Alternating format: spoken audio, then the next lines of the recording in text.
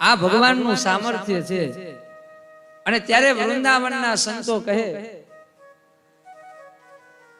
લાવ હથેળી શ્યામ લખી દો, હથેળી શ્યામ લખી દો, હૈયે હરિવર નામ લખી દો, હૈયે હરિવર નામ લખી દો, આંગળી ઉપર આતમ પ્યારે, આંગળી ઉપર આતમ પ્યારે, કર ઉપર કીર્તાર લખી દો, કર ઉપર કીર્તાર લખી દો, લાવ હથેળી શ્યામ લખી દો, લાવ હથેળી શ્યામ લખી દો, લાવ હથેળી રામ લખી દો, લાવ હથેળી રામ લખી દો.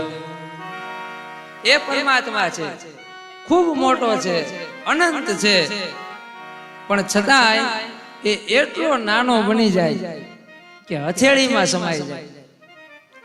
એટલો નાનો બની જાય એ બે અક્ષરમાં એનું નામ આવી જાય. એ બે અક્ષર છે રામ. એટલો નાનો છે કે 2.5 અક્ષરમાં સમાઈ જાય. એ છે કૃષ્ણ.